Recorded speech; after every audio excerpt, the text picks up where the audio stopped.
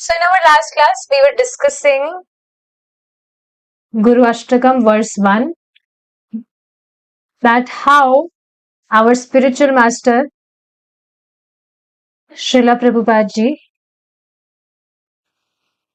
he just extinguished the blazing fire of this material existence. Just like you will see the fire which catches, like you will see in the forest, the trees, they quickly catches the fire. So same way, our hearts are blazing with fire of material existence. So spiritual master extinguishes that.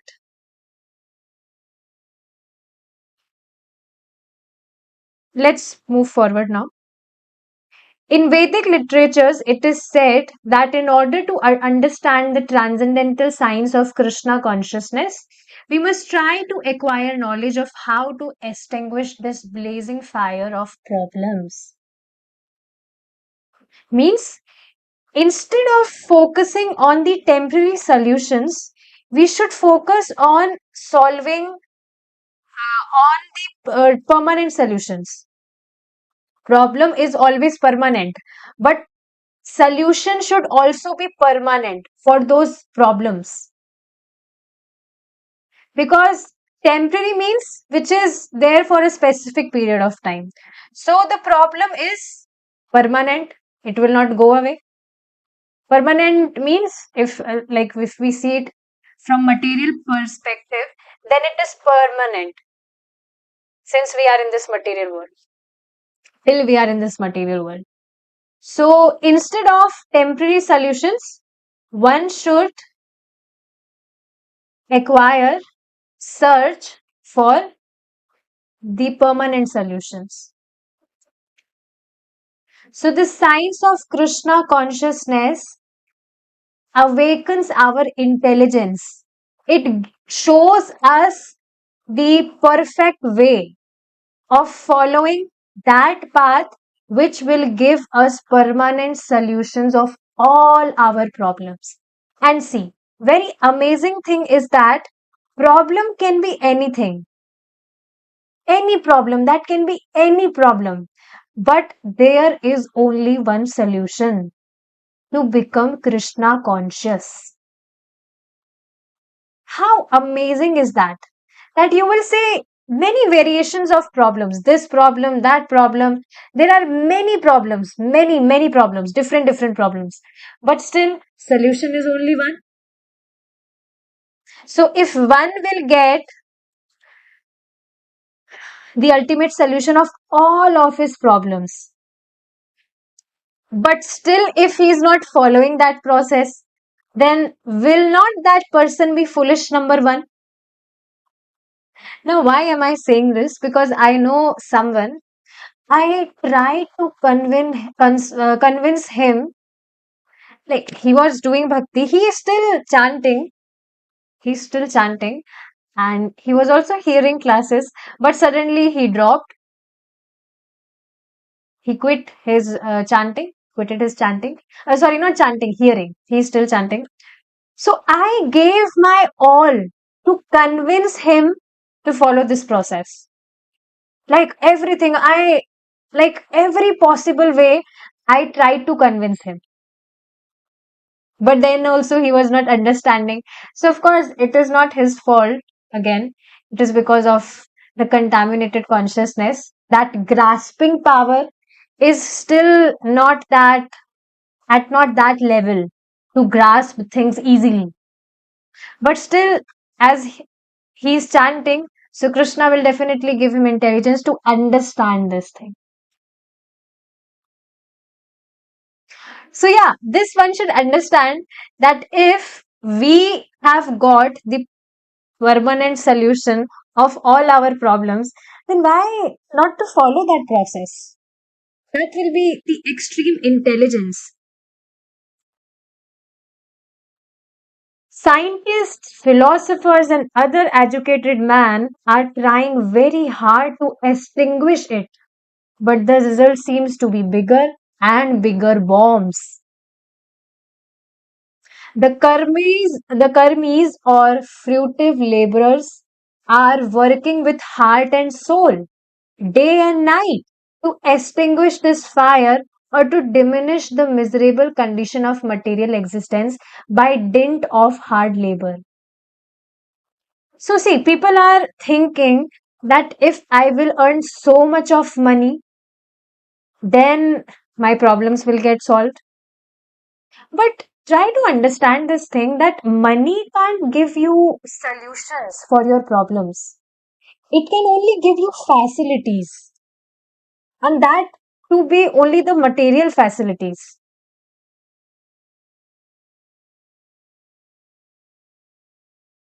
But these problems, they does not exist on the material level. Until people will not follow the path of devotion, path of Krishna consciousness, it is next to impossible for them to get out of all these miseries, to get out of all these miserable conditions of material existence. It is just not possible. The Gyanis or philosophers are also trying, but they have become disgusted. Let me set the screen. But they have become disgusted and so proclaim, this world is false. Thinking this, then they try to merge into the existence of the Supreme and in this way extinguish the fire. So now what these Gyanis and philosophers think that this world is false means we can't get out of the miseries. So better is that we ourselves merge our own existence to the divine power. They think like this. And this way, all our material miseries will go away forever. This is like the jackal who tries to pick some grapes from a vine, and when he fails, says, "Oh, these grapes are sour anyway." So, see, people are working hard, they are trying so much, but their trials are not like if their trials are not getting to any solutions, are not the ultimate solution, then they just think that there is like our trials will not be successful because the actual thing is that this world is false. So things will not happen like this. Same way, just like you will see, you might have heard this story of who try to pick some grapes, right? That jackal or fox, that fox look at the grapes, but when he was not able to get those grapes, he just proclaimed that, oh, these grapes are sour and these are not for my, like, these are not good for me because they are sour. So it will not be worthy if I will consume them. So whatever these gyanis or philosophers, they are trying, they try, but because they are not understanding the essence of scriptures, that's why you will see their trials are getting unsuccessful. Why? Because they are working on the material level.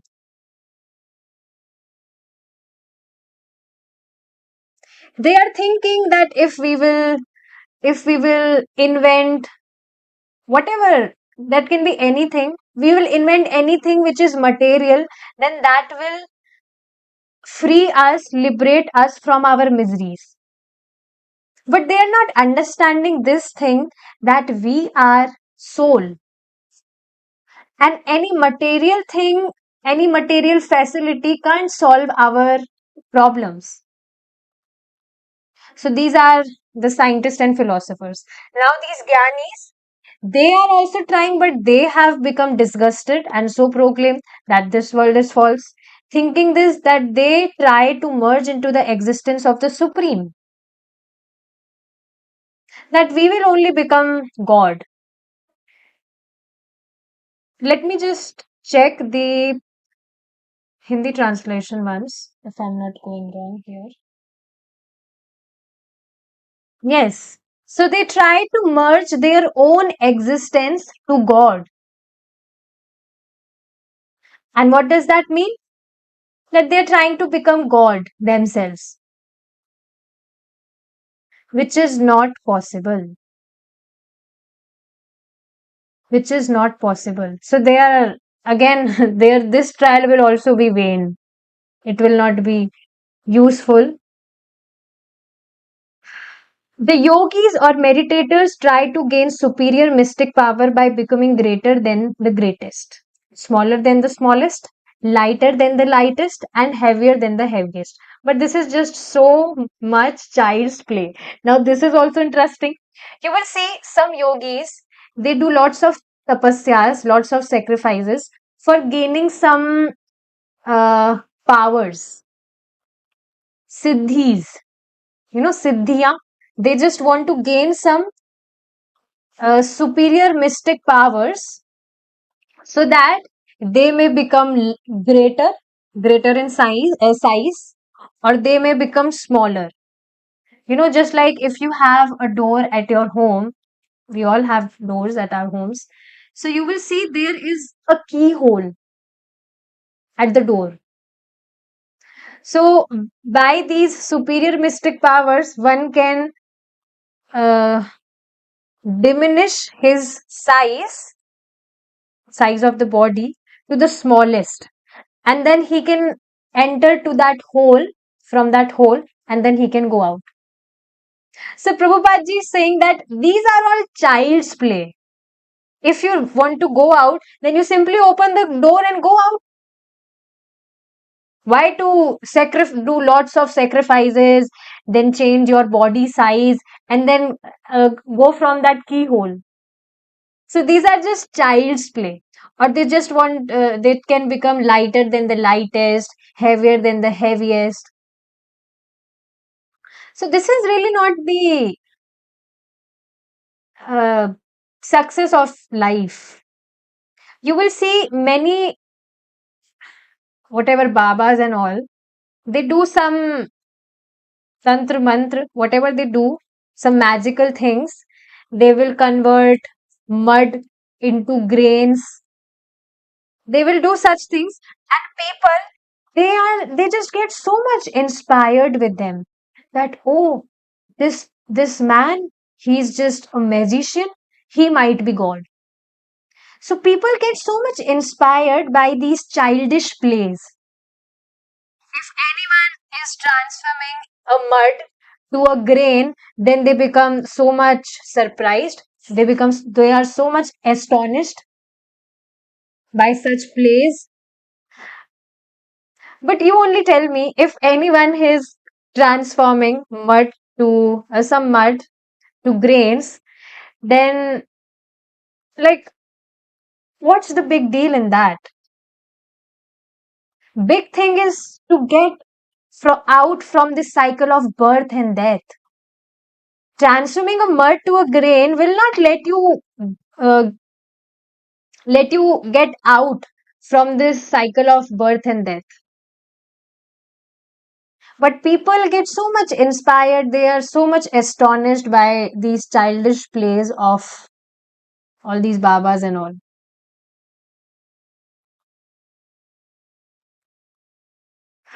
With any material body, whether it be great or small, light or heavy, the problems of material existence still remain.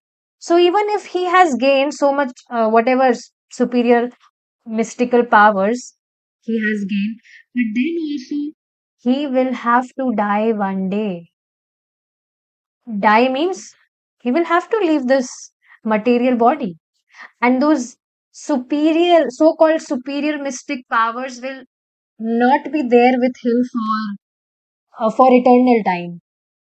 It's not possible. So this is really not intelligence that any person is doing lots of sacrifices for gaining such mystic, magical powers, superior mystical powers. This is really not intelligence. Intelligence is that you put all your energy, your time in serving Krishna, the Supreme Personality of Godhead, and you just get out of this material world for always. In this way, one may progress from one stage to another, coming from the stage of karmi or fruitive laborer to the stage of jnani or philosopher, to the stage of yogi or meditator. But in any case, one finally has to come to the platform of bhakti or devotional service. So, no matter how, like, for how many years he is wandering here and there for all these childish things, whatever childish things he's doing, no matter how, like for how many years he is wandering here and there, ultimately he will have to come to that point where he will have to surrender to Krishna, because there is no other way. There is no other way. There is no other way. I just love this thing that there is no other way. You will have to surrender Krishna. If not in this lifetime, then definitely in next lifetime, or whatever lifetime, whatever how many births you take, you will have to one day, finally one day, you will have to take shelter of the lotus feet of Krishna. This is the real evolutionary process. This is the real evolutionary process. And we are already on this path. Isn't this just amazing? We are already following this path. Krishna has already chosen you to take us back to Him in this very lifetime.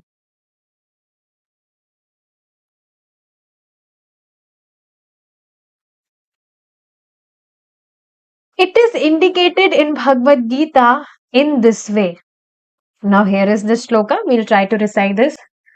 बहुनां जन्मनामन्ते ज्ञानवान् मां प्रपद्यते वासुदेवः सर्वमिति स महात्मा सुदुर्लभः बहुनां जन्मनामन्ते ज्ञानवान् मां प्रपद्यते वासुदेवः सर्वमिति स महात्मा सुदुर्लभः बहुनां जन्मनामन्ते ज्ञानवान् मां प्रपद्यते वासुदेवः सर्वमिति स महात्मा सुदुर्लभः.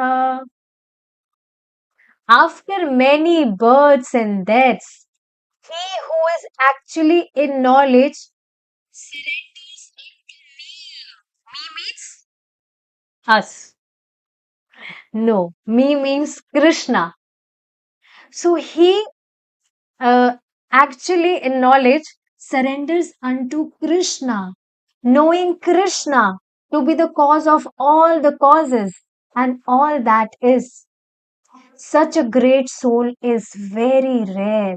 Now, see, Lord Krishna, the Supreme Personality of Godhead, is appreciating all of us.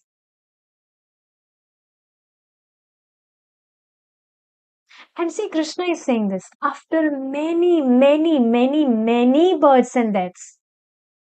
So we have already paid a huge payment.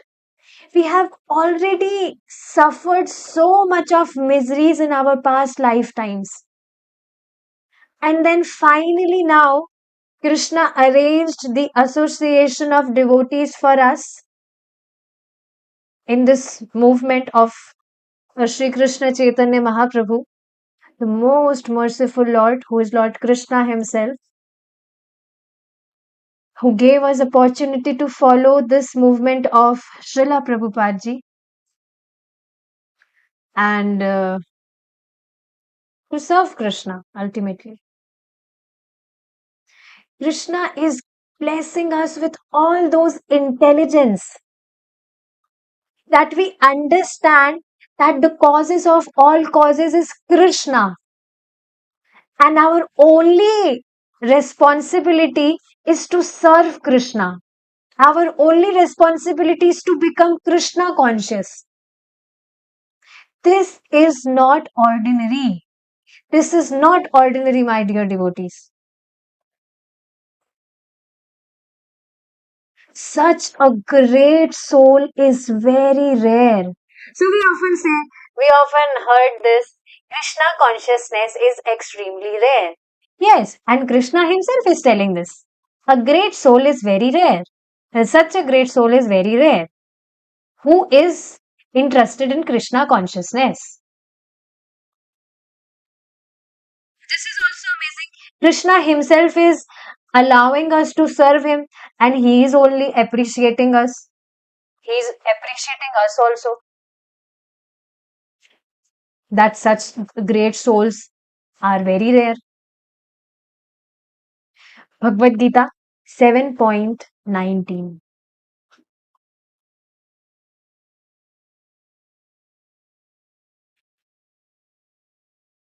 Surrender to Krishna is the point.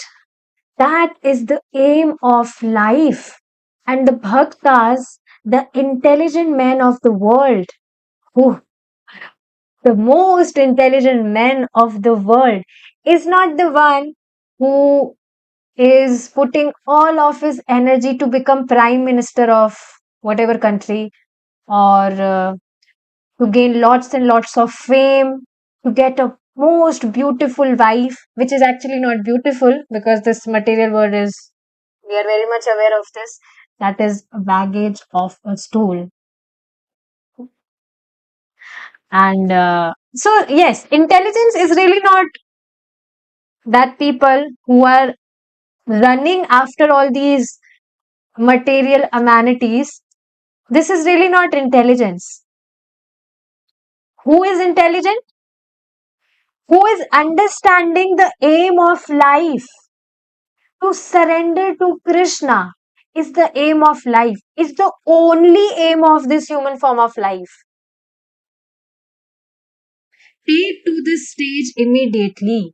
So, see, this is very interesting, and you all are at this stage already.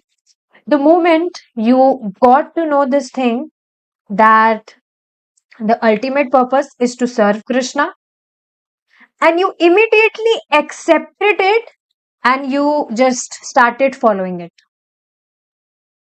Is it not? You didn't, like, you were not doubting so much that, oh, really? Is this the only purpose of this human form of life? People doubt so much. They speculate so much. See, this is really not ordinary thing. Like, I'm really convinced for this. Yesterday only, I had an interaction with one Mataji. She have been reading Bhagavad Gita from 5 years now. But she haven't got the association of devotees yet. And amazing thing is that, which I was really realizing yesterday when I was on my bed, when I was sleeping at night. So suddenly this reflection came in my mind that people who are not aware about the philosophy of Krishna consciousness, means their background is not Means in their past, they have not been following any other paths, other processes. For them, it is very easy to accept Krishna consciousness. So even though that Mataji is reading Bhagavad Gita from last 5 years, that is good.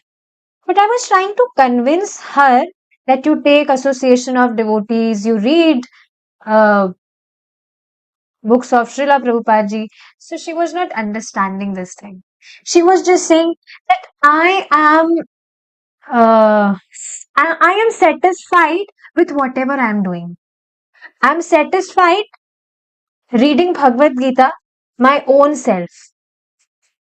I don't feel any need of taking anyone's association. This is really a very big illusion. Krishna himself is telling this that no any person can get to me until he take the association of devotees. So I was just amazed that she's saying that she has been reading Bhagavad Gita from 5 years, but she didn't got the essence of Bhagavad Gita. And I asked her that, okay, you're saying that you're following Bhagavad Gita in your practical life. Which shloka are you living? And she was quiet.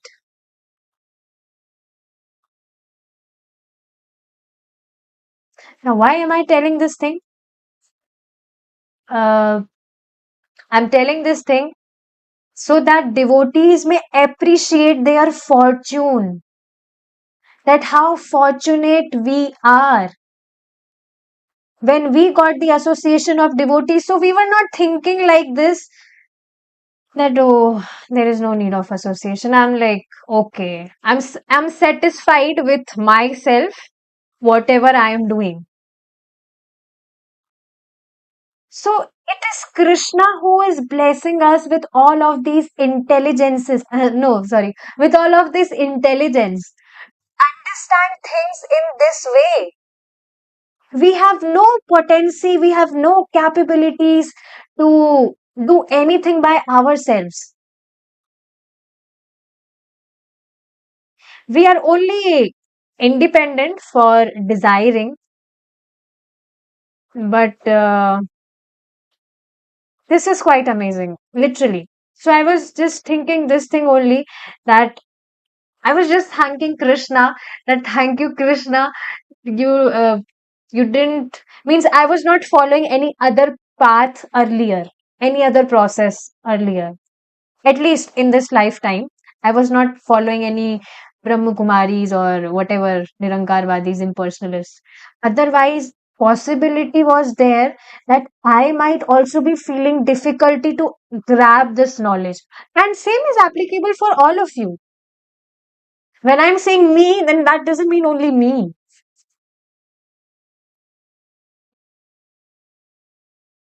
So this is just amazing.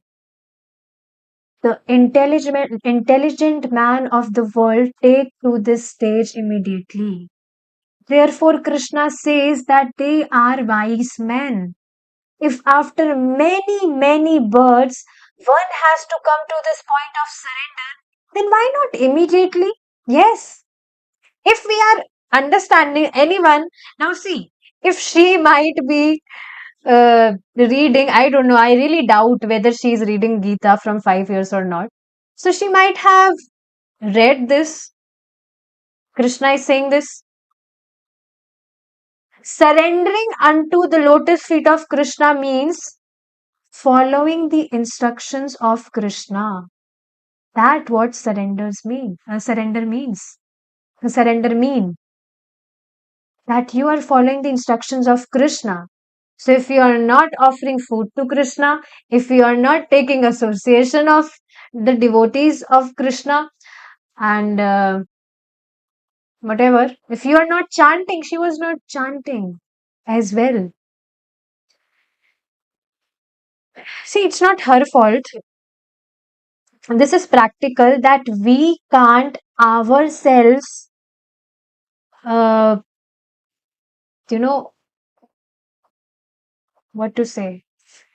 We can't ourselves understand things. We can't understand things by ourselves, by our own understanding. Especially in spiritual knowledge, it is very much important to hear in guidance. You see, now for material knowledge also, whatever material studies, we need a teacher. Then how can anyone speculate like this that we don't need teacher for if we are reading Bhagavad Gita or whatever spiritual knowledge we are taking? We can do it by ourselves. It is not possible. And that's why I told her, this is Kali Yuga. See, it's not like when I was talking with her, it's not like I was trying to prove myself superior than her. I was not trying to prove her inferior. I told this thing to her also. But then also she was not understanding. That she said, no, this is not Kali Yuga, this is, I don't know what word she said. God has given us our wisdom to think by ourselves. So we can take decisions by ourselves. This is what she was saying. And okay, whatever. I'm not pointing out anyone specifically here. I just want to put this point here that it is very much important to take association of devotees and hear guidance. Very important. Otherwise, we will not be able to progress in our spiritual life. It is not possible. Krishna will not make it possible, and no one else can make it possible other than Krishna.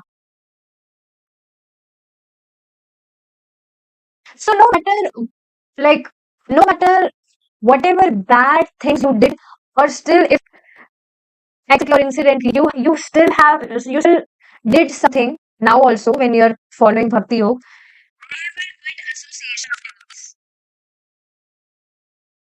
This is the bottom line. Just take away from today's session. Never, never ever quit association of devotees. Otherwise, our lives will become miserable, literally miserable.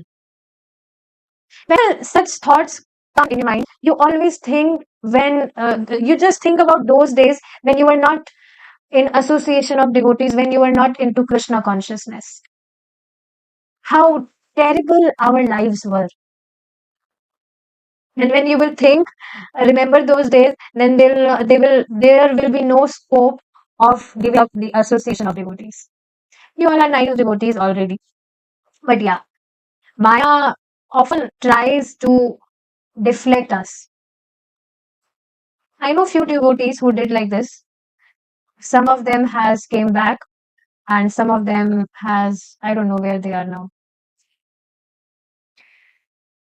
All right. We will continue our discussion in our next class if Krishna is willing. We'll stop here now. Srila Prabhupada Jai, Nitai Gaur Premanande. Hari Bol. Hare Krishna.